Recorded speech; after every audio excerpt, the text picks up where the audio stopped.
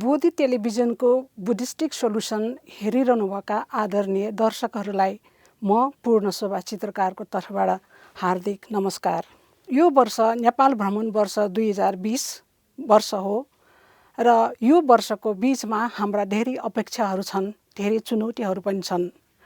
हाम्रो देशमा हिमाल छन्, हरिया डाँडाकाँडा र जङ्गल छन्, ऐतिहासिक पुरातात्विक महत्त्व राख्ने धार्मिक स्थलहरू र सांस्कृतिक महत्त्व राख्ने स्थलहरू पनि प्रशस्तै छन् र अहिले प्रश्न उठिरहेको पनि छ, यी ठाउँहरूबाट हामीले कतिको उपयोग गर्न सक्यौँ र पर्यटन विकासको लागि यी स्थानहरूलाई हामीले कतिको महत्त्वका साथ लिन सकिरहेका छौँ। यही विषयमा छलफल गर्नको लागि आज हाम्रो स्टुडियो सामु नेपाल पर्यटन बोर्डका निर्देशक मणिराज लामिछानेज्यू, साक्य महाविहार महासङ्घका महासचिव सङ्घरत्न साक्यज्यू र अन्तर्राष्ट्रिय बौद्ध भावना केन्द्रका अध्यक्ष प्रटेक रत्न ताम्राकारज्यू, यहाँहरूलाई स्वागत छ। सबैभन्दा पहिले त म नेपाल पर्यटन बोर्डका निर्देशक मणिरत्न लामिछानेज्यूलाई प्रश्न गर्न चाहन्छु। भ्रमण वर्षमा 20 लाख पर्यटकहरू भित्र्याउने, 10 लाख नेपालीहरूलाई विभिन्न आर्थिक लाभहरू दिने र पर्यटन विकासको आधारमा रोजगारी दिने भन्ने लक्ष्य राखिएको छ। अहिले भ्रमण वर्षको जनवरी र फेब्रुअरी झन्डै हामीले 2 महिना बिताइसकेका छौँ। यो 2 महिनाको मूल्याङ्कन गर्दाखेरि हाम्रो लक्ष्य कतिको पुरा हुने सोच्नु भएको छ? 2020लाई नेपाल सरकारले नेपालको अब यहाँले थाहा छ सरकारले 3टा प्रमुख क्षेत्रहरू तोकिदिएको छ। एउटा हजुरको कृषि, अर्को जलस्रोत र अर्को पर्यटन। त्यसमध्येको प्रमुख भनौँ न त्यो 3वटा चिजमध्येको प्रमुख चिज पर्यटन भएको र फेरि कम्पेटिटिभ एडभान्टेजको कुरा गर्दाखेरिमा नि अब जलस्रोतमा कस्ट इन्टेन्सिभ छ, अलिक धेरै पैसा लाग्छ, बनाउनु पनि टाइम लाग्ने। त्यसै कृषिमा कुरा गऱ्यो भने अब हाम्रो लेबर बढी लाग्ने, त्यसमा परिश्रम बढी पर्ने, तर त्यसको रिटर्न नि कहिलेकाहीँ भनौँ न अब हाम्रो प्रोडक्ट उत्पादन गर्यो बजारमा बेच्ने बेलामा अन्य देशहरूबाट अथवा अन्य ठाउँबाट नि हाम्रोभन्दा सस्तोमा सामान आएर त्यो हुने पनि देखिन्छ। भन्दैमा कम्पेटिटिभ एडभान्टेजको रूपमा पर्यटन छ भन्ने हिसाबमा पर्यटनलाई राष्ट्रिय मान्यता प्राप्त उद्योग जस्तो मानिकन र पर्यटनबाटै समृद्धि हुन्छ भनेर सरकारले पर्यटनमा अलिकति बढी विशेष ध्यान दिएको पनि छ। त्यही हिसाबमा 2020लाई नेपाल भ्रमण वर्षको रूपमा मनाउने भन्ने कुरो भयो र त्यही हामी त्यही मनाउने क्रममा छौँ अहिले। अब नेपालमा अघि यहाँले अघि ओपनिङमा पनि भन्नुभयो, विभिन्न नेचुरल चिजहरू त्यसै सांस्कृतिक धरोहरले भरिपूर्ण हाम्रो देश र विश्वमा यसको पर्यटकीय नक्सामा हेऱ्यो भने अलिक विशिष्ट स्थान पनि यसले ओगट्ने। त्यही हिसाबले अब यहाँ बढीभन्दा बढी पर्यटक भित्रन पायो भनेदेखिमा विदेशी मुद्रा को सञ्चित पनि बढ्ने र आर्थिक स्थिति अलिकति देशको र साथसाथै जनताको पनि राम्रो हुन्छ भनेर यो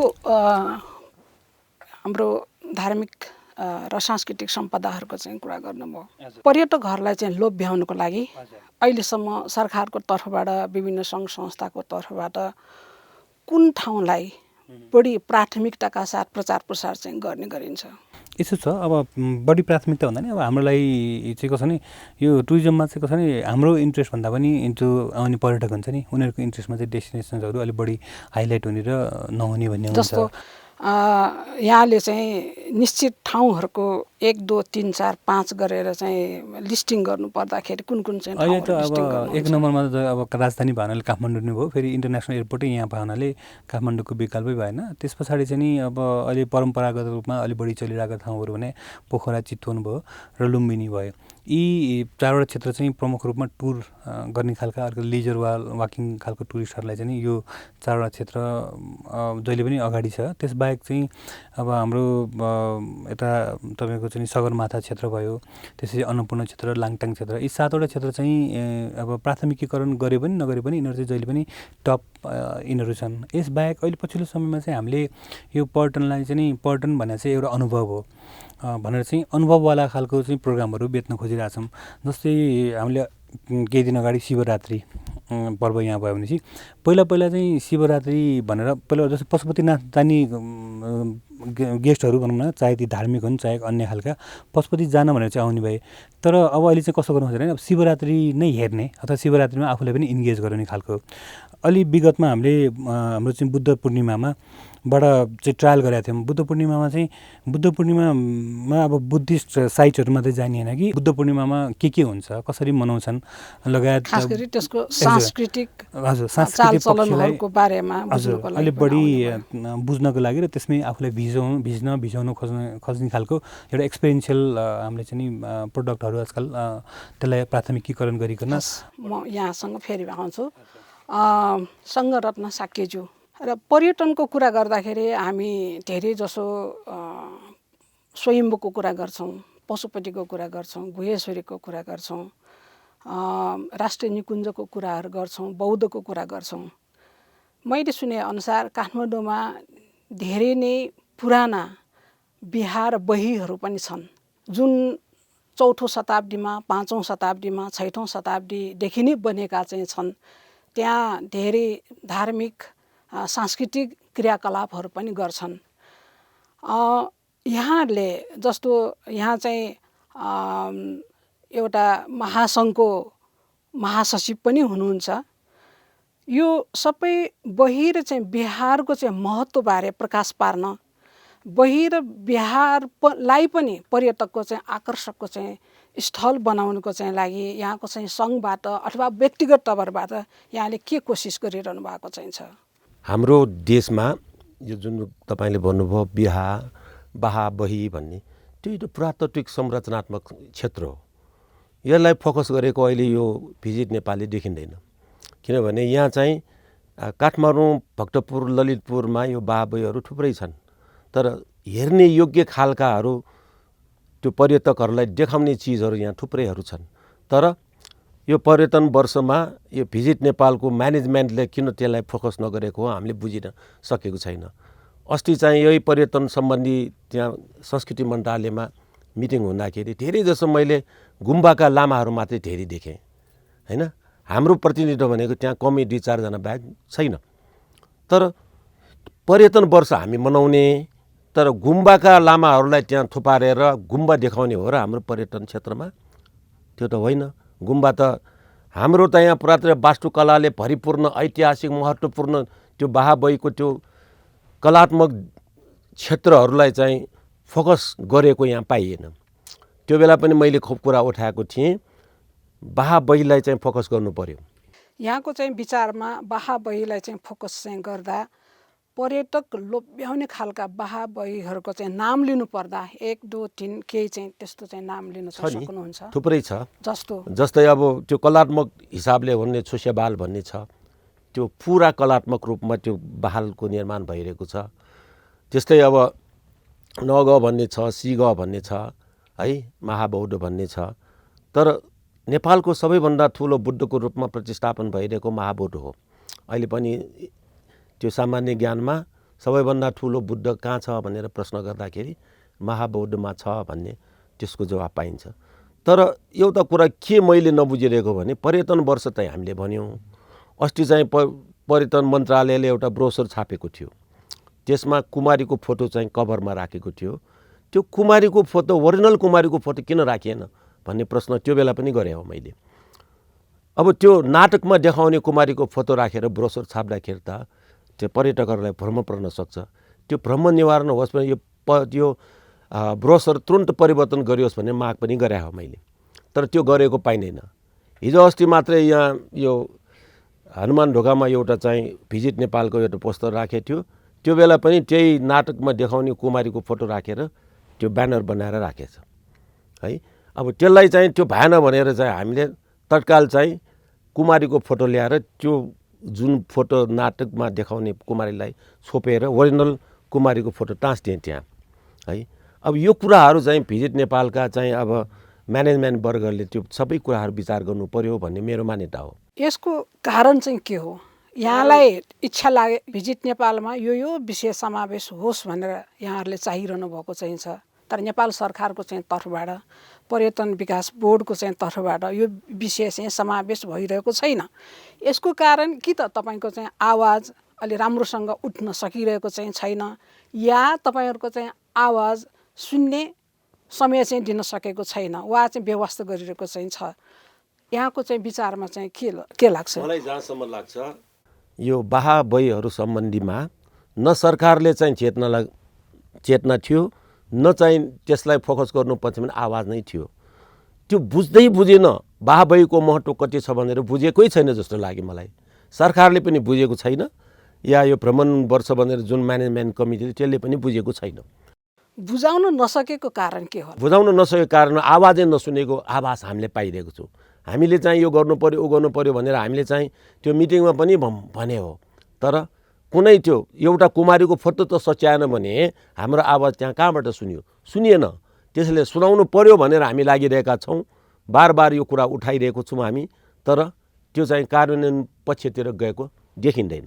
त्यसैले हामीलाई बडो अफसोस लागिरहेछ कि पर्यटन वर्ष भनिरहेछ हाम्रो वास्तुकलाले भरिपूर्ण बाहाबैहरूलाई चाहिँ इग्नोर गरिरहेछ। त्यो किन गरियो त्यो बुझ्न सकिरहेको छैन। प्रत्येक रत्न ताम्राकारज्यू तपाईँ व्यापारी पनि हुनुहुन्थ्यो होइन? उहाँहरू दुवैजनाको चाहिँ कुरा सुन्नुभयो। भ्रमण वर्ष 2020को सफलता चुनौतीको चाहिँ बारेमा चाहिँ विचार गर्नु चाहिँ पर्दाखेरि तपाईँलाई चाहिँ कस्तो लागिरहेको चाहिँ छ? यो 2 महिना पनि हामीले बिताइसकेका चाहिँ छौँ। अब हाम्रो 10 महिना चाहिँ बाँकी चाहिँ छ। 20,000 पर्यटकहरू भित्र्याउने चाहिँ भनेका चाहिँ छौँ। यसमा चाहिँ तपाईँले कसरी मूल्याङ्कन गर्नुभएको छ? मलाई जहाँसम्म लाग्छ है, तपाईँलाई धन्यवाद छ। जहाँसम्म लाग्छ विदेशीहरू नेपाल आउँदाखेरि उनीहरूले धेरै नेपालको बारेमा चाहिँ अध्ययन गरेर आउने रहेछ, धेरै जस्तो पर्यटनहरूले। अनि यहाँ आउँदाखेरि जस्तै अब तपाईँले उनीहरूलाई थ्योरी मात्रै थाहा हुन्छ होइन, अनि काठमाडौँ आएर ठाउँमा हेर्न गयो भने प्र्याक्टिकली उनीहरूको चाहिँ जुन किताबहरूसँग मिलेर उनीहरू अनुभव हेर्ने रहेछ। अनि चाहिँ थ्योरी र प्र्याक्टिकल दुइटै मिल्यो भने उनीहरूले त्यसलाई चाहिँ अगाडि बढाउने रहेछ। मेरो एउटा अनुभव के भने मेरो बिहारमा एउटा बुद्धको मूर्ति खोलामा पाएको थियो होइन। अनि त्यो खोलाको मूर्ति पाउँदाखेरि हामीले त्यसलाई लिएर शङ्खमूल बिहारमा राख्यो। त्यो बिहारमा राखेर त्यो मूर्ति चाहिँ नेपालमा चाहिँ ओन्ली 1 पिस रहेछ अल नेपालभरिमा। त्यो चाहिँ 5-6 सेन्चुरी कि 7 सेन्चुरी छ, लिस्पीकालीन भन्छ उनीहरूले होइन। अनि म बिहारमा बसिराख्दाखेरि 4-5 जना टुरिस्ट जस्तो छ होइन, 4-5 जना भने 10 जना जति आएर उनीहरूले त्यो मूर्तिलाई हेऱ्यो। अनि मैले उनीहरूलाई यो खोलाबाट पाएको यस्तो उस्तो भनेर ब्रिफिङ गर्दाखेरि उनीहरूले मलाई धेरै कुरा सोध्यो, यस्तो भनेर सबै भन्दाखेरि उनीहरू अचम्म लाएर त्यो मूर्तिलाई खुब हेरेको। अनि मलाई चाहिँ उनीहरूले म अफिसमा बस्दाखेरि उनीहरूलाई मलाई भिजिटिङ कार्ड दिन आयो। यसो भिजिटिङ आएर हेर्दाखेरि त ऊ त युएनको एक्जिक्युटिभ डाइरेक्टर रहेछ। उनीहरू के छ भने मैले तपाईँलाई अघि भने है, अध्ययन गरेर रियालिटी के हो भनेर हेर्न आउने रहेछ। जस्तै उहाँले भर्खर भन्नुभयो सरकारले हेरेन भनेको कुरा। म पनि बिहारमा होइन बसिराखेको, अहिलेको जुन नयाँ चाहिँ तपाईँको यो नगरपालिकाले होइन, यदि हामीले डिमान्ड गर्न गयो भने सहयोग चाहिँ थुप्रै दिइराखेको देखेको छु। टोलमा हेर्नुहोस् तपाईँले होइन, तपाईँको पार्टी पौवा अब डुब्नु लागेको कल्चरहरूलाई धेरै सहयोग गरेर एकदम उठाइराखेको छ। त्यो त हामीले भन्नु पऱ्यो, टोलको मान्छेले भन्नु जानु पऱ्यो कि हाम्रो यस्तो छ, भत्काइराखेको छ, बिग्रिराखेको छ, तपाईँले सहयोग गर्ने भने अहिलेको नगरपालिकाले चाहिँ सहयोग गरेको धेरै देखिराखेको छु। अब हामी नै केही भन्दैन भने त कसले दिन्छ होइन? यहाँलाई एउटा प्रश्न चाहिँ सोध्छु। टुरिस्टहरू अनुभव लिएर चाहिँ आउँछ यहाँको संस्कृति धर्म बुझ्नलाई भन्नुभयो। मैले के सुनेको चाहिँ छु भने चीनमा हरेक कुराको चाहिँ एउटा 4-5 हजार वर्ष पुरानो लिखित इतिहास छ भनेर भनिन्छ। तर नेपालको सन्दर्भमा नेपालको इतिहासको जो चाहिँ इतिहासै पनि धेरै चाहिँ नयाँ चाहिँ छ। झन्डै 2060 साल पछाडि मात्रै नेपालको चाहिँ इतिहास लेखेको, त्योभन्दा चाहिँ अगाडि शिलापत्र ताम्रपत्रमा चाहिँ अलिअलि लेखेको चाहिँ छ। यहाँले भन्नुभयो कता चाहिँ बुद्ध चाहिँ भेटियो र बुद्धलाई चाहिँ त्यहाँ शङ्खमूलमा लगेर चाहिँ राखियो। यहाँहरूले बुद्ध कसरी भेट्यो, कहाँ भेट्यो, कोले चाहिँ बुद्धलाई चाहिँ लिएर चाहिँ त्यहाँ राखियो, त्यसपछि के भयो भन्ने बारेमा केही चाहिँ लेख्नु भएको चाहिँ छ? होइन त्यो चाहिँ तपाईँको चाहिँ एउटा परम्परा बिहारको परम्परा के छ भने सहरबाट नजिक हुने रहेछ पहिलाको परम्परा सहरबाट धेरै टाढा भने नजिक हुने रहेछ अब यहाँ चाहिँ त्यो बिहार चाहिँ पाटनबाट अलिकति नजिक रहेछ अनि त्यो चाहिँ अब दैव प्रकोप के हो थाहा भएन होइन पुरानो रहेछ त्यतिको 1400-1600 वर्ष अनि त्यसलाई चाहिँ खोलाबाट चाहिँ उसलाई चाहिँ त्यो खोलाले बिगारेको जस्तो लाग्छ मैले भन्न खोजेको जसो तपाईँको अनुभव छ यस्तो भयो होला त्यसो हो भने जुन अनुभव छ त्यो अनुभवलाई लिखत रूपमा राख्नु भएको छ कि छैन मैले चाहिँ त्यति ध्यान दिएको छैन ध्यान दिएको चाहिँ छैन मैले यो प्रश्न किन गर्दैछु भन्दाखेरि मैले काठमाडौँका जस्तो पाटनको चाहिँ म्युजियम दरबार स्क्वायरको भक्तपुर दरबार स्क्वायरको म्युजियम वा चाहिँ यता काठमाडौँको चाहिँ म्युजियमहरू चाहिँ हेरेको चाहिँ छु त्यसमा धेरै पुराना पौभाहरू धेरै पुराना मूर्तिहरू ढुङ्गाहरू सबै राखेको चाहिँ छ तर एज अ इतिहासकारको रूपमा एज अ रिसर्चरको रूपमा हेऱ्यो भनेदेखि त्यहाँ लिखतहरू चाहिँ त्यति देखिएन क्या त्यसो हुँदाखेरि यहाँले चाहिँ जुन भन्नुभयो उहाँले पनि सङ्गरत्नज्यूले पनि भन्नु चाहिँ भयो कि सुनिएन र हामीले प्रचार प्रसार गर्न सकेन भने जस्तै सायद हाम्रै कमजोरी पो छ कि हरेक कुरालाई चाहिँ लिखत रूपमा चाहिँ राख्ने र लिखत रूपमा चाहिँ पेश गर्ने जो परम्परा हामीले सुरुवात गर्नुपर्ने हो त्यसैको कमजोरीको परिणाम त होइन भन्ने पनि लागेको छ यहाँको तपाईँले भनेको म एक त हामीहरू व्यापारी भयो होइन भर्खर समाज सेवामा सुरु 5-10 वर्ष लागिराखेकोले अब त्यस चिजमा चाहिँ हामी एक त एक्सपोर्ट पनि भएन होइन त्यो चिजमा त्यो नहुँदाखेरि हामी चाहिँ सिधा चाहिँ तपाईँको चाहिँ कामतिर मात्रै कसरी बिहार डेभलप गर्ने त्यो चिजमा हामीले थाहा गरेन तैँले मैले सुनिराखेको छु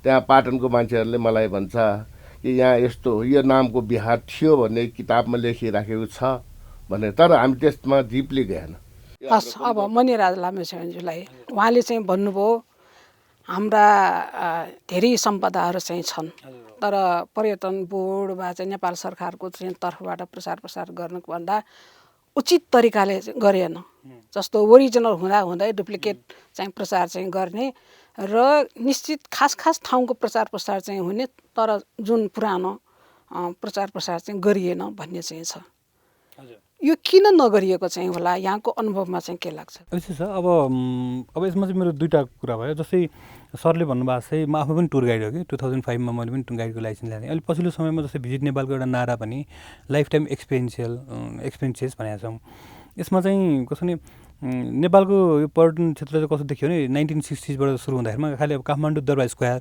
होइन अब पाटन दरबार स्क्वायर भक्तपुर दरबार स्क्वायर अनिखेरि अब स्वयम्भू पशुपति बौद्ध यही 5-7 ठाउँमै जाने पऱ्यो अनि काठमाडौँ दरबार स्क्वायरलाई पनि पहिला चाहिँ हजुरको हाफ डे भन्यो अनि मेन दरबारको वरिपरि मात्रै घुमायो त्यस पछाडि त्यहाँबाट अर्को ठाउँमा जान हतार गरिकन चाहिँ नि धेरै जसोले चाहिँ त्यसरी प्याकेजिङहरू गरिरहनु भएको देखिन्छ त्यसले गर्दाखेरि कतिपय चिजहरू चाहिँ जस्तै उहाँले भनेको चाहिँ भने बौद्ध विहारहरू अथवा अहिले पछिल्लो समय त हामीले कस्तो पनि गर्न थालिरहेको छौँ भन्दाखेरिमा चाहिँ जस्तै काठमाडौँ सहरभित्र पनि बहालहरू होइन बाहा छन् केहरू त्योतिर पनि गएर चाहिँ इनडेप्थ जस्तै हामी चाहिँ इटलीको भेनिस भन्ने ठाउँमा गयो भने हामी गल्ली हुन्छ नि त्यो कुना छेडछेडमा कता छिर्छौँ होइन भनेपछि काठमाडौँमा चाहिँ त्यसरी एक्सप्लोर गर्ने उनी भारिन्छ कि बिचमा 5-6 साल अगाडि चाहिँ हामीले यो बहालहरू खोजेर चाहिँ त्यसलाई यही महानगरपालिकासँग अघि उहाँ सरले पनि भन्नुभयो महानगरपालिकासँग चाहिँ मिलेर यो बहालहरू अब यसलाई प्रमोट गर्नु पऱ्यो भनेर एक किसिमको काम कारबाही चाहिँ गरेका थियौँ 5-6 साल अगाडि अब बिचमा महानगरमा पनि अब अलिकति अब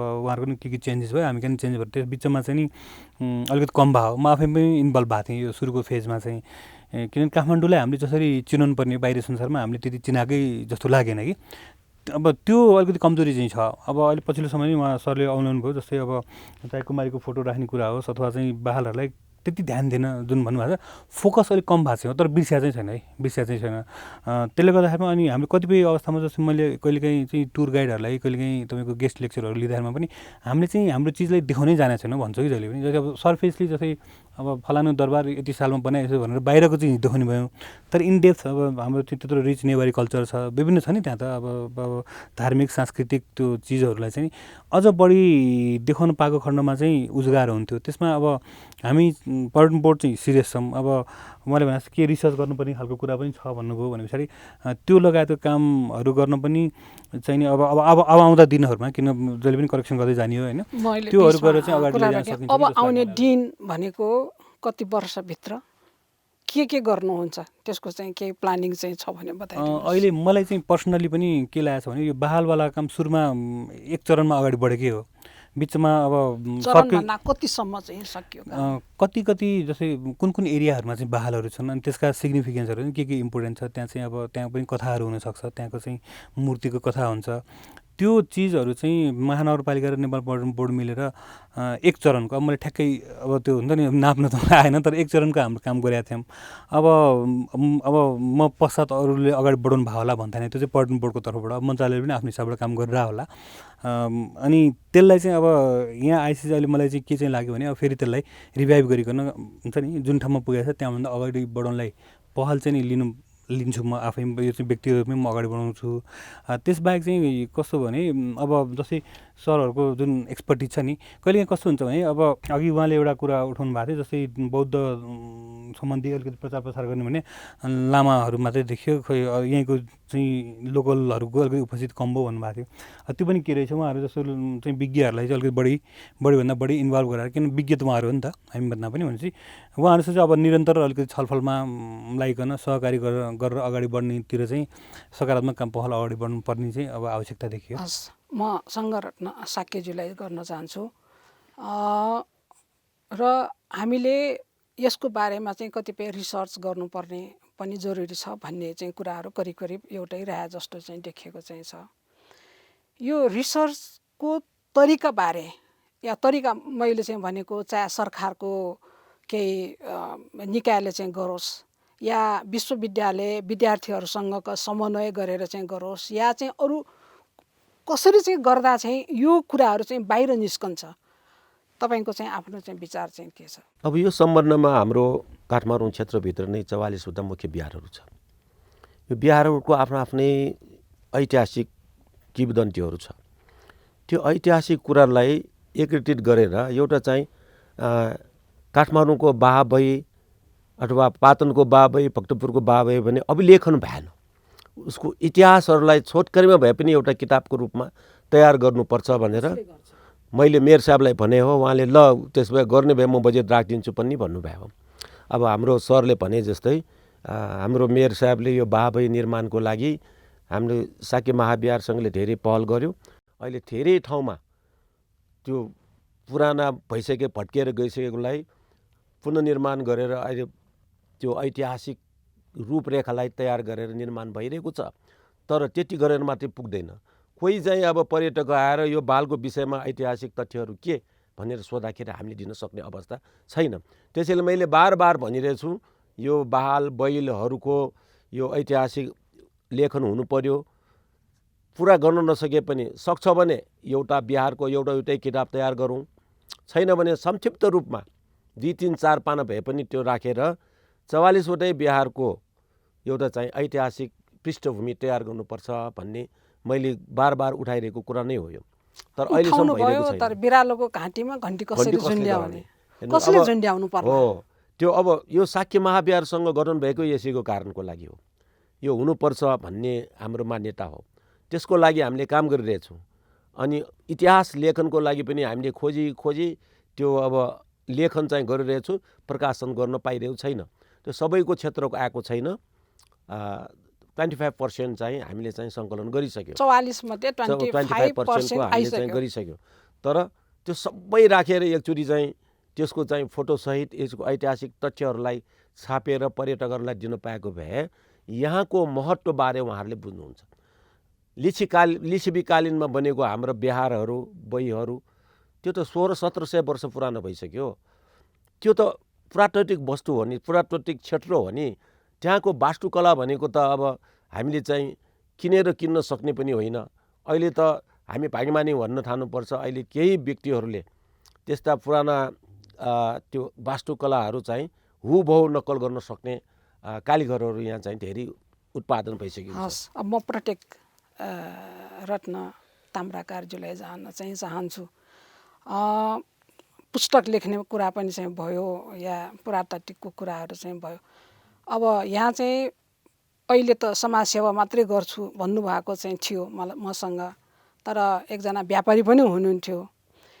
यी कुराहरू हामीसँग भएका जो सम्पदाहरू चाहिँ छ त्यो आर्थिक वृद्धि लागि, आर्थिक समृद्धिको लागि, व्यापारिक प्रयोजनको चाहिँ लागि कतिको चाहिँ महत्त्वपूर्ण चाहिँ हुनसक्छ।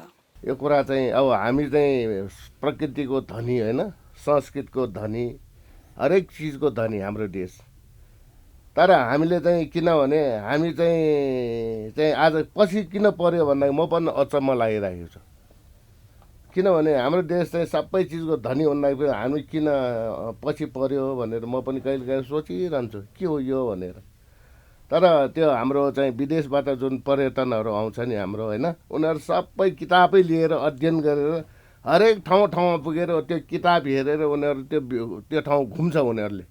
तर त्यसरी नै किताब हामी नेपालीहरूले लिएर चाहिँ घुम्न नसक्नुको कारण चाहिँ के हो? कि हाम्रो शिक्षा प्रणाली नै जस्तै दोषी छ? साथीजीले भने जस्तै हामीले निकाल्नु सकेन भनेको चाहिँ त्यही कमजोरी जस्तो लाग्छ। तर उनीहरूको चाहिँ उनीहरू चाहिँ के हुन्छ भने त्यहाँ आएर उनीहरू चाहिँ रिसर्च गरेर सबै लेखिराखेको हुन्छ। अब जस्तै एउटा पौवा तपाईँले देखायो भने पौवामा उसले फरर भन्दाखेरि सबै चिज हामीले नचाहिने एउटा दुइटा त्यो राखेर उनीहरूले देखायो भने ऊ मान्दैन, यो मिल्दैन भन्छ। त ठ्याक्क भयो भने उनीहरू ठरर भनेर ठ्याक्क हुन्छ। एक त हामी पनि तपाईँको चाहिँ त्यो चिजमा चाहिँ लाग्न सकेन, हाम्रो आर्थिक कमजोरले। मेन कुरा हाम्रो आर्थिक कमजोरले। उनीहरू चाहिँ अब त्यसमै रिसर्च गरेर किताब निकाल्यो भने उनीहरूको चाहिँ आर्थिक सम्पन्न हुने रहेछ। हामी त्यसमा लाग्यो भने भात खानलाई पनि गाह्रो हुने भएकोले रिसर्च गर्न हामी पछि परे जस्तो मलाई अनुभव लाग्छ। तर चाहिँ यहाँले रिसर्च गर्ने चाहिँ काममा लाग्यो भने भात खाने समस्या हुन्छ भनेर जुन भन्नुभयो नि, यो भन्दा पनि यो त होइन भन्ने एउटा तर्क तपाईँको कुरा सुन्दा आइरहेको छ कि यो हाम्रो शिक्षा प्रणालीसँग पनि सम्बन्धित छ वा हाम्रो चाहिँ आनी बानीसँग पनि सम्बन्ध छ। जस्तो हो हामी स्कुलमा पनि चाहिँ पढ्दाखेरि चक टक नोट त्यो 3 चिज भए पुग्छ भनेर हामी चाहिँ ठान्छौँ र रिसर्चसँग लिङ्क गरेर चाहिँ हामी पढाउँदैनौँ। त त्यसकारण मैले प्रश्न मात्रै राखेको हो, तपाईँलाई चाहिँ कस्तो लागेको चाहिँ छ। अर्को भनेको जस्तो हामी बिहारभित्रै बसिरहेको चाहिँ छौँ तर बिहारको बारेमा लेख्दैनौँ। हामी बसेको ठाउँको बारेमा लेख्नुको लागि पैसा त चाहिने होइन, यो कसरी भयो? मैले तपाईँलाई भने नि एक त हामी आर्थिक कमजोर भयो होइन।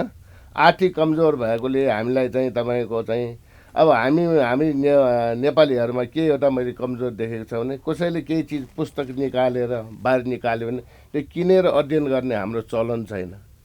त्यो नहुँदाखेरि के गर्ने भने लेख्नेहरूले पनि तपाईँको चाहिँ लेखेर केही फाइदा हुँदैन भनेर उनीहरू चुप्प लाग्छ। अब मणिरत्न लामिछानेज्यूमा आउँछु म। र हाम्रो पर्यटनको चर्चा चाहिँ गर्दाखेरि झन्डै 11 लाख चान्चुन पर्यटनहरू 2018मा नेपाल चाहिँ भित्रिएको चाहिँ छ। अब 17 भन्दा 18मा चाहिँ 23% पर्यटकहरू वृद्धि भएको चाहिँ छ भन्ने चाहिँ छ। खास गरी 5वटा चाहिँ मुलुकहरूलाई चाहिँ फोकस गरिएको चाहिँ रहेछ। त्यहाँ डेटा हेर्दाखेरि जस्तो भारतबाट चाहिँ 18मा करिब 2 लाखको चाहिँ दरले पर्यटकहरू भित्रिएको चाहिँ छ। चाइनाको हिसाब गर्दाखेरि चाहिँ 1,50,000 मात्रै भित्रिएको चाहिँ छ। यी चाइना र चाहिँ भारत भनेको हाम्रो छिमेकी मुलुक चाहिँ हुन्, धेरै नजिकको टाँसिएकै मुलुक चाहिँ हो र धेरै जनसङ्ख्याको घनत्व होइन विश्वमै चाहिँ पहिलो र दोस्रो पर्ने मुलुकहरू चाहिँ छन्। तर तपाईँको विचारमा यी पर्यटकहरू नेपालमा आउँदा यति धेरै कन्जुसिया चाहिँ किन गरेको चाहिँ होला? अब यसो हुन्छ हजुरको, अहिले हजुर 18को भनौँ 19मा पनि हजुरको चाहिँ नि यो भारतबाट 2,53,000 जति आएको छन्। त्यसपछि चाइनाबाट चाहिँ झन्डै 1,70,000 169,000 आएका छन्।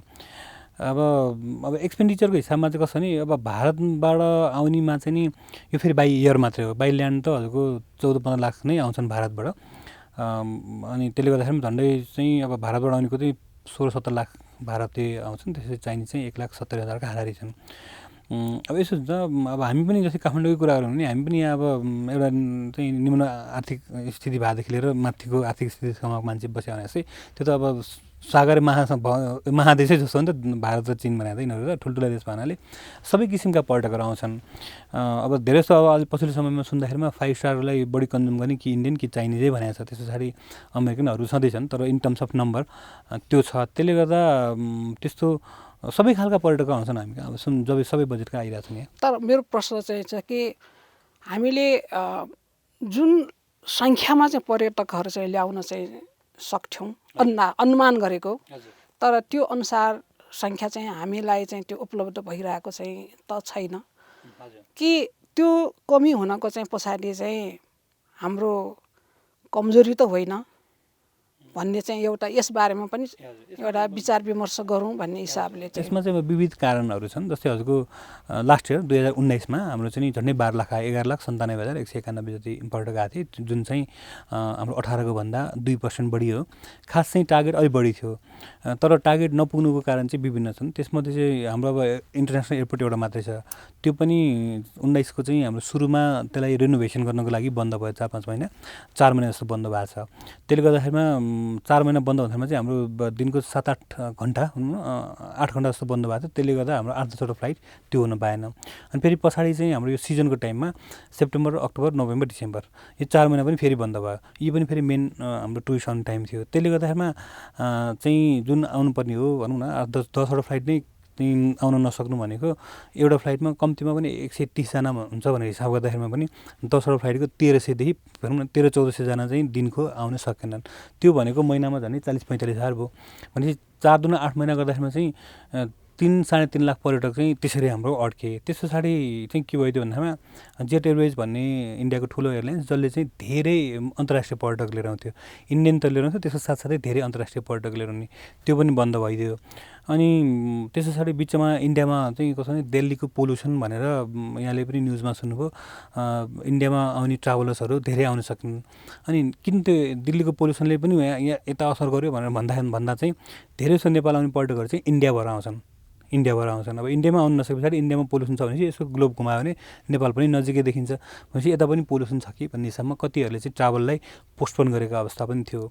त्यसले गर्दाखेरिमा चाहिँ जुन हिसाबको पर्यटक चाहिँ 18मा आएको, जुन हजुरले 23-24% भन्नुभयो, 17बाट 18मा आउँदा 18बाट 19मा पनि त्यही हामीले 25देखि 30% चाहिँ बढ्छ भन्ने हाम्रो लक्ष्य थियो, आश थियो। यो विविध कारणहरूले गर्दाखेरि चाहिँ खासै पर्यटक बढ्न सकेन। खास गरी पर्यटकहरूको चाहिँ मुख्य उद्देश्य, मुख्य इच्छा चाहिँ के हुने चाहिँ गरेको अन्दाज गर्नुभएको छ? अहिले अब हाम्रो डेटाले देखाउँछ मुख्य रूपमा चाहिँ उहाँहरू लेजर भन्छन् होइन, यसो घुम्नकै लागि कल्चरल टुरहरू इधर उधर गर्ने, आउने अलि आनन्दसँग रिल्याक्सेसन साथको होलिडे बिताउने भनेर 1 नम्बरमा छन्। त्यस पछाडि धार्मिक पर्यटकहरू पनि आउँछन्। मुख्य रूपमा लुम्बिनी चाहिँ नि अब यो संसारको केन्द्रबिन्दु बुद्धिस्ट उहरूको मेन ठाउँ भएको हुनाले धार्मिक पर्यटकहरू, त्यस पछाडि हाम्रो पशुपतिनाथ लगायतका ठाउँमा आउँछन्। त्यस पछाडि चाहिँ ट्रेकिङ जाने टुरिस्टहरू आउँछन्। त्यसबाहेक अब बिजनेस र अन्य खालका पर्यटकहरू चाहिँ नेपालमा आइरहेको देखिन्छन्। त मेरो चाहिँ सुरुको चाहिँ एउटा प्रश्न चाहिँ थियो, हामीले 2 महिना चाहिँ बिताइसकेका छौँ, यो 20 लाख पर्यटकहरू चाहिँ भित्र्याउने चाहिँ लक्ष्य यो 2 महिनाले को मूल्याङ्कनको आधारमा भन्ने हो भने हाम्रो लक्ष्य पुरा हुन्छ कि हुँदैन? अब हामीसँग 1 महिनाको भनौँ न जनवरीको डेटा चाहिँ हामीसँग आयो। अब जनवरीको डेटा चाहिँ त्यति इन्करेजिङ भएन। यसमा चाहिँ ओभरअल चाहिँ 2019को हाम्रो जनवरीको डेटामा चाहिँ नि 81,000 पर्यटक आएको थियो भन्दैमा 2020को जनवरीमा चाहिँ नि अहिले चाहिँ 79,000 भने जम्मा 2% जति घटेका छन्। अब चाइनिज पर्यटक चाहिँ फेरि बढेका छन्, 3% जति बढेका छन्। पहिला चाहिँ 12,900 जति आएकोमा अहिले 13,000 छन् आइपुगेका छन्। अब यो चाहिँ कसो भने अलि त्यही कोरोनाको प्रकोप यहाँले सुनिरहनु भएको छ। कोरोनाको प्रकोपले गर्दाखेरिमा चाहिँ नि चाइनिज मार्केटमा असर परेको छ र त्यसको साथसाथै अब अघि मैले भनेको जस्तै चीन र नेपाल सँगसँगै पनि छौँ। अनि बाहिरबाट अन्य चाहिँ पश्चिमा संसार अथवा पूर्वी एसियन देशहरूले हेर्दाखेरिमा चाहिँ नि अब ओरिजिन भनौँ न कोरोना भाइरसको ओरिजिनसँगै नेपाल छ भन्ने खालको भए पछाडि नेपालमा चाहिँ नि पनि असर होला, इफेक्ट होला भलै नेपालमा खासै देखेन एकजना थियो, त्यो पनि हाम्रो क्योर भएर अहिले नेपाल सेफ छ भनेर हामीले भनि पनि रहेछौँ। भन्दा पनि यसको इफेक्टले चाहिँ फेब्रुअरी महिनाको, अब यसको डेटा चाहिँ तत्काल आइसकेको छैन, यो महिनाको अन्त्यमा आइपुग्छ। फेब्रुअरीमा त्यसको इम्प्याक्ट चाहिँ पर्छ, गत सालको भन्दा घट्नेवाला देखिन्छ। अब हामी होपफुल चाहिँ के छौँ भन्दाखेरिमा यो हाम्रो यता भैरवक इन्टरनेसनल एयरपोर्ट बने पछाडि त्यहाँ पनि कम्तीमा दिनको 10वटा फ्लाइट अथवा सोभन्दा माथि भएर अनि काठमाडौँ एयरपोर्ट अहिले हाम्रो अलमोस्ट 24 आवर अपरेसनमा आइसकेको छ। र कोरोना भाइरस 1-2 महिना पछाडि यसको इफेक्ट कम भयो भनेदेखिमा चाहिँ चाइनिज मार्केट फेरि रिगेन गर्छ। लास्ट इयर चाहिँ 169,000 आएकोमा अब कम्तीमा पनि 4-5 लाख जति त्यताबाट आइदियो भनेदेखिमा चाहिँ मार्केट बिस्तारै अगाडि बढ्ला र लक्ष्यको करिब पुग्छौँ कि भन्ने आश छ। सङ्घरत्न साक्कीज्यू, हाम्रो आर्थिक विकासको 3वटा चाहिँ खम्बाहरूलाई जनाएको भन्नुभयो उहाँले। जस्तो पर्यटन, कृषि, हाइड्रो पावरको चाहिँ कुराहरू। अहिले चाहिँ हामी बही र धार्मिक स्थल, सांस्कृतिक स्थलको चर्चा चाहिँ गर्दाखेरि विशेषतः पर्यटक क्षेत्रलाई नै चाहिँ केन्द्रित गरेर हामी छलफल अगाडि बढाइरहेका चाहिँ छौँ। त यदि पर्यटन व्यवसाय हाम्रो चाहिँ लागि सुहाउँदो चाहिँ व्यवसाय र आर्थिक उपार्जन गर्न चाहिँ व्यवसाय चाहिँ हो भने नेपालमा धेरैभन्दा धेरै पर्यटकहरू भित्राउनुको चाहिँ लागि के गर्दा चाहिँ हुन्छ भन्ने यहाँको चाहिँ के अनुभव चाहिन्छ? अब यो सम्बन्धमा छ नि, हामी नेपाल अति नै, उहाँले अघि भन्नुभयो, हामी चाहिँ अति नै भाग्यमानी छौँ। यहाँ मूर्त र अमूर्त कलाहरू धेरै छ है। अब तपाईँले चाहिँ यो दिनदिनै यसरी कुमारी घरमा प्रवेश गर्यो भने पर्यटकहरू कुमारीको एकचोटि मुख हेर्नको लागि घन्टौँ कुरेर बस्छ। भन्नुको मतलब तात्पर्य के हो भने यहाँ भएका मूर्त र अमूर्त कलाहरू बारे चाहिँ हामीले यो पर्यटन वर्षमा फोकस गर्न सक्यो भने पर्यटकहरू धेरै बढ्छ है। अब यसरी चाहिँ भएन भनेर मैले अघि नै भने यो फोटो चाहिँ ओरिजिनल राख्नु पर्यो भनेर, त्यस्तो भयो भने उनीहरूलाई मिस प्लेस, त्यो अब उनीहरूलाई के हो यो, अब यो नाटकमा देखाउने कुमारी राखेर त भएन। पहिला त कुमारी यसरी आउने चलन पनि थिएन। अहिले आएर नाटकमा कुमारी डान्स के डान्स भनेर देखाउने गरियो होइन। अब ठिक छ, त्यो देखाएकोमा त हाम्रो परम्परा, हाम्रो बुद्ध धर्म आधारित यो नाचगानहरू देखाउनु त राम्रो हो, तर पर्यटन वर्षकै लागि भनेर कुनै निश्चित ठाउँ टोकेर चाहिँ त्यस्ता मूर्त अमूर्त कलाहरू बारे चाहिँ प्रदर्शन गर्न सक्यो भने अझ चाहिँ पर्यटकहरू वृद्धि हुन्छ, मलाई लागेको त्यसरी। तर यसको लागि के गर्नु पर्यो भने पर्यटन बोर्डले नेपालका यो जुन अहिले 3वटा सहर छ त्यो सहरलाई फोकस गरेर यहाँ यस्तो सम्पदाहरू छन् जो हेर्ने योग्य, मनन गर्ने योग्य भन्ने कुराहरू उहाँहरूको मनमा राख्न सक्यो भने पर्यटकहरू यहाँ वृद्धि हुन्छ, त्यसमा शङ्कै छैन। तर एउटा कुरा के हो भने यो बहाल बहिलहरूलाई चाहिँ त्यो ब्रोसरमा पनि समावेश गर्नु पर्यो। पाटन, भक्तपुर, ललितपुर, कीर्तिपुर होइन, यहाँ धेरै जसो फोकस गरिरहेको मैले देखेको, मैले यो विरोध गर्न खोजे त होइन, यो गुम्बालाई मात्रै बढी फोकस गरेको देखियो। गुम्बा हाम्रो संस्कृति परम्पराभित्र पर्दैन, हाम्रो कलात्मक दृष्टिकोणबाट पर्दैन। तर बुद्ध धर्मको हिसाबले हेर्ने हो भने गुम्बा पनि एउटा निकाय हो, हामीले मान्नुपर्छ। सरकारले गुम्बा विकासको लागि चाहिँ भनेर करोडौँ रुपियाँको व्यवस्था गरेछ, तर यो बहाल बहिर विकासको लागि पनि 1 पैसा राखेको छैन। यो कुरा मैले बार उठाएर आइरहेको छु। अहिले पनि यो बारे हामीले अघिल्ले पनि चर्चा गऱ्यौँ। यहाँ चर्चा भए जस्तै यो पुराना चिजहरूलाई चाहिँ हामीले चाहिँ लिपिबद्ध चाहिँ गरेर अगाडि बढ्नु चाहिँ पर्छ भन्ने चाहिँ विचार भयो। यहाँको विचारमा यो बाहेक अरू कुन हामीले चाहिँ व्यवस्था गर्न चाहिँ सक्दाखेरि पर्यटकहरू नेपालमा चाहिँ धेरै आउन सक्छ? मलाई चाहिँ लाग्छ है, यो सरकार चाहिँ अलिकति चाहिँ के गरिरहेको छ मलाई थाहा छैन। अब जस्तो तपाईँको तिलौरकोट होइन, सुदर्शन महाराजको दरबार होइन, जुन ठाउँमा चाहिँ गौतम बुद्धले होइन सिधा राजकुमार हुँदाखेरि 29 वर्ष बिताएको भन्छ। अब त्यहाँ चाहिँ हाम्रो छोराको साथीहरूले भुटानबाट खबर लिएर आउँछ, छिटो पठाउँछ। त्यहाँ 3वटा दरबार छ अरे, समर, विन्टर होइन, स्प्रिङ। त्यो दरबार कहाँ छ हामी हेर्नु आउँछौँ भन्छ। अब म लुम्बिनी हरेक साल जान्छु, हेर्छु, त्यहाँ तिलौरकोटमा केही बनाइराखेको हुँदैन। अब त्यो उनीहरू त्यति इच्छा लिएर हाम्रो देशमा आउँछ, त्यहाँ त सबै जङ्गल रुखहरू ठुल्ठुलो छ, केही चिजको चाहिँ सिन्तामै देख्दैन, अलिअलि बनाइराखेको छ। अब जुन चिज चाहिँ तपाईँको चाहिँ त्यसलाई चाहिँ होइन उठखन गरेर हामीलाई चाहिँ यस्तो यस्तो यस्तो भनेर आउँदाखेरि टुरिस्टलाई चाहिँ बढी इन्ट्रेस्ट हुन्छ नि। आज म गयो भने भोलि उहाँ जान्छ तपाईँ होइन, त्यहाँ त त्यस्तो रहेछ भनेर।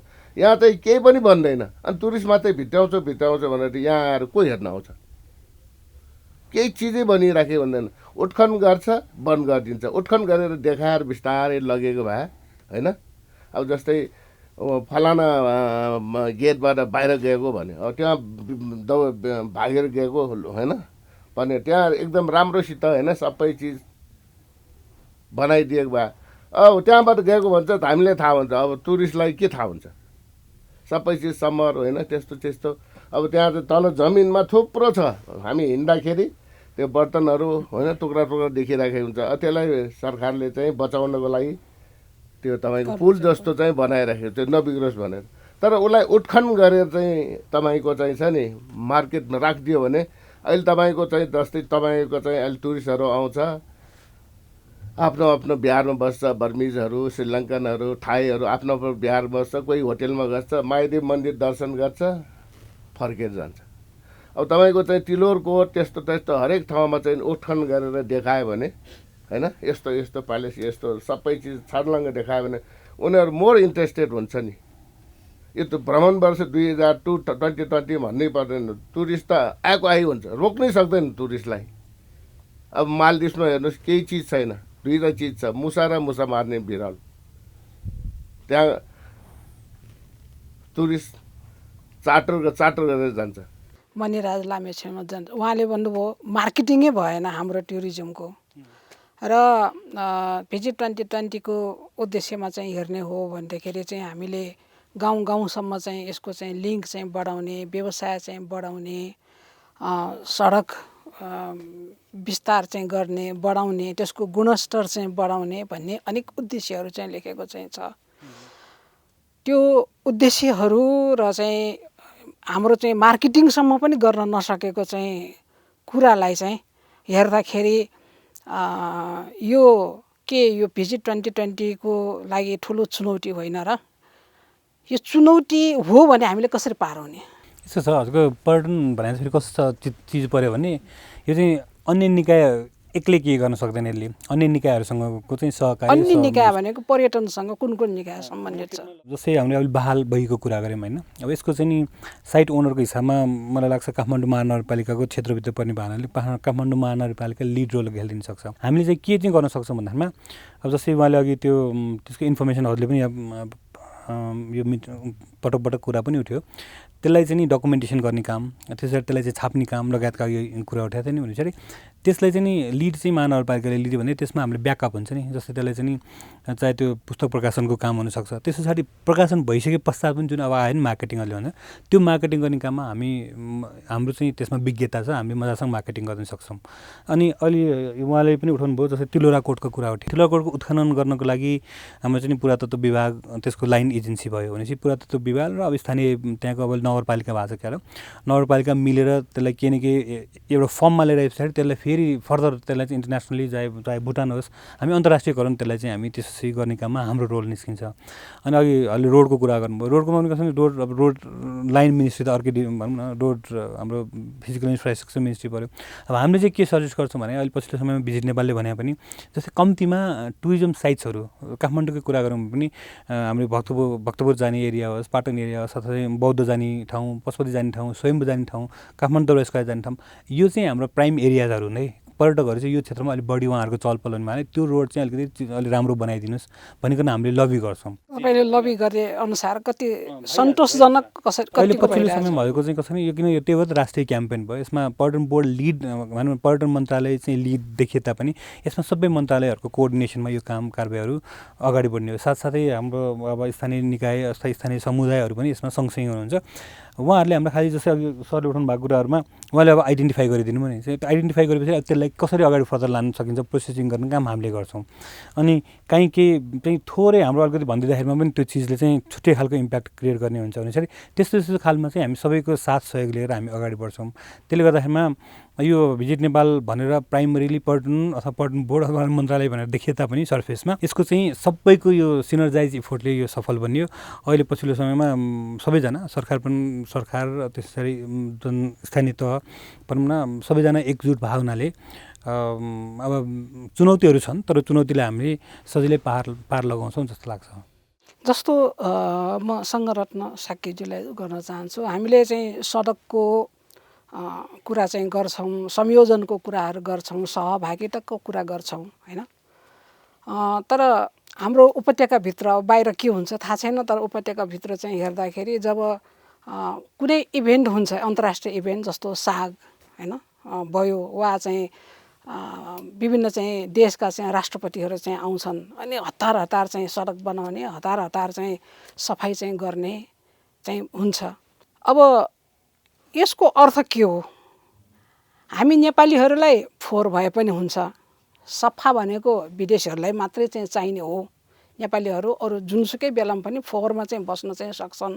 सडक भनेको विदेशीहरूलाई चाहिँ हो, नेपालीहरूलाई चाहिँ होइन भन्ने अर्थ हो यो। अब यो मामलामा चाहिँ त्यस्तै अर्थ लागेको बुझिन्छ। किनभने जब हामीलाई त्यो प्रोग्रामहरू आउँछ सडकहरू बढ्न थाल्छ, फोहोर सफाइहरू हुन थाल्छ, त्यो रेगुलरी त्यस्तो भइदिएको भए सायद पर्यटकहरू आउने जाउने बाटो जहिले पनि सफा भइदिएको भए मैले जाने बुझेअनुसार देखेअनुसार अलिकति अहिले सफाइमा अलि बढी चाहिँ सतर्कता अपनाएको मैले पाएको छु।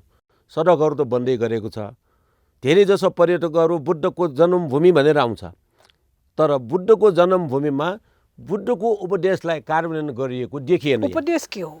उपदेश के हो भने सारा संसारलाई उद्धार गर्ने हो उहाँको उपदेश। मेन मूल चाहिँ होइन हामी चाहिँ पञ्चशील पालना गर्छौँ, अष्टशील पालना गर्छौँ। त्यो पालना गरेको कतिको त्यो नैतिकतामा आधारमा गरिरहेछौँ हामी त्यो बुझ्न सकिरहेको छैन। म पनि कहिलेकाहीँ जान्छु नमो तस्सो भगवतो भन्छु म, तर मलाई चित्त बुझिरहेको चाहिँ छैन। मान्छेहरूलाई बुद्धको नैतिक ज्ञानै पाएको छैन जस्तो अनुभव भइरहेको छ। किनभने पूजा र पाठ मात्रै, ध्यान र भावना मात्रै बुद्धको यहाँले चाहिँ यो सडक र सफाइ सम्बन्धी चाहिँ अहिले विकास छ भनेर चाहिँ भयो, त्यो मानिसहरूको सोच चेतनाको कारणले विकास भएको हो कि सरकारको चाहिँ प्रयासले चाहिँ विकास भएको चाहिँ हो, के बुझ्नु भएको छ? मैले जाने बुझेअनुसार चाहिँ सरकारले यो सम्बन्धमा अलि प्रयास गरेको देखिएको छ।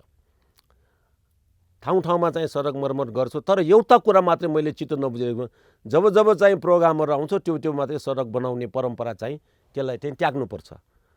सडक बनाउने वार्षिक बजेट बनाएर यो बेलामा यहाँ सडक बनाउनु भने पुरै सुरुमै चाहिँ तयार गरिदिएको भए त्यो राम्रो स्थान बन्ने सक्थ्यो होला। तर के हुन्छ, बजेट जब सकिन लाग्छ बजेट सकाउनु पर्छ भनेर त्यो पिचहरू बन्न थाल्छ। अनि त्यो पिच हतारमा गरेको पिच कतिसम्म दिगो हुने, त्यसले गर्दाखेरि यो पिचहरूको अवस्था पनि अलि नाजुक छ। कति बनाउने एउटै पिचमा एकचोटि बनाएर 12 वर्ष टिकाउने ठाउँमा 2 महिना पनि नटिक्ने पिच बनाएपछि त त्यो कति सरकारको काम पनि लस, पैसा पनि लस र विकास पनि नदेखिएको। त्यसैले सरकारले दिगो रूपमा अब असारमा चाहिँ अब हाम्रो बजेट सकिन्छ, जेठमा काम सुरु गरेर त भएन। श्रावण महिनादेखि नै त्यो काम सुरु गरिदिएको भए त्यसलाई चाहिँ दिगो बनाउन हामी सक्षम हुन्छौँ नि, तर गर्दैन। किन गर्दैन थाहा छैन, सुतेर बसिरहन्छ कि के गरिरहेछ थाहा छैन। त्यो गर्नुपर्छ भन्ने हाम्रो मान्यता हो। प्रत्येक रत्न ताम्राकारज्यू, सडक र सफाइ अनि पर्यटन यो 3वटा चाहिँ चिजलाई चाहिँ हेर्दाखेरि सरकार र हरेक व्यक्तिको चाहिँ जिम्मेवारीलाई चाहिँ कसरी लिनुहुन्छ? म एउटा बौद्धको नाताले है यहाँ चाहिँ धेरै जस्तो काठमाडौँ ठाउँमा चाहिँ धेरै जस्तो चाहिँ उहाँले भने जस्तै हाम्रो साक्यजीले भने जस्तै बाबैहरू थुप्रो छ होइन, जुन कि हामीसँग राम्रोसित चाहिँ तपाईँले चाहिँ डिस्प्ले गर्नु सक्यो भने टुरिस्ट धेरै आउँछ। सडकको त तपाईँको चाहिँ अहिले जुन उहाँले भने जस्तै हालत त त्यस्तै छ। अरू यहाँ मैले के देखिराखेको छ भने यहाँ धर्मनिरपेक्ष भन्छ होइन, बौद्धहरूलाई चाहिँ कति लखेत छ भने यहाँ हदैसम्म लखेत छ कि धर्मनिरपेक्ष भन्छ। बौद्धहरूलाई किन लखेट्नु पर्ने मलाई केही पनि थाहा छैन। लखेट्नु भनेको चाहिँ उनीहरूको डेभलप भएको हेर्नै नचाहने। अब तपाईँको लुम्बिनीको महादेव मन्दिर तपाईँको चाहिँ भत्काएर 10औं वर्षसम्म चाहिँ बनाउनै बनाने, यदि म त्यसमा भोटमा थियो मैले नबनाए म त्यति नलागेको भए अहिलेसम्म बनाउनु त्यो मन्दिर बन्दैन थियो धेरै लाग्यो मैले त्यस्तै यहाँ चाहिँ तपाईँको बुद्धिस्टहरूलाई चाहिँ डेभलप भयो भने उनीहरूको लागि के नोक्सान हुन्छ मलाई थाहा छैन धेरै लखेट्ने किनभने म पनि लुम्बिनी बोर्डको चाहिँ मेम्बर थियो होइन अहिले पनि तपाईँको लुम्बिनीमा चाहिँ भिजा नदिएर दुःख दिएर बौद्धहरूलाई झनै लखेट्न लागेको अनि मैले धेरै पोलिटिकल एप्रोच गरेर उनीहरू सबैलाई थामथुम गरेर राख्यो अब तपाईँको चाहिँ बिहारहरूको मान्छेलाई भिजा नदिएर लखेटिएपछि बिहार बन्द भएपछि लुम्बिनी को हेर्न जान्छ त्यसैले यहाँ जुन चाहिँ यो धर्म ऊ धर्म नभएर धर्म स्वतन्त्र भएदेखि त्यो सबैको जसको राम्रो विकास जसले राम्रो विकास गर्नु छ त्यसलाई विकास गर्न देऊ न हस् अब समय सकिएको सङ्केत पाइसकेका चाहिँ छौँ र अन्तिममा चाहिँ यो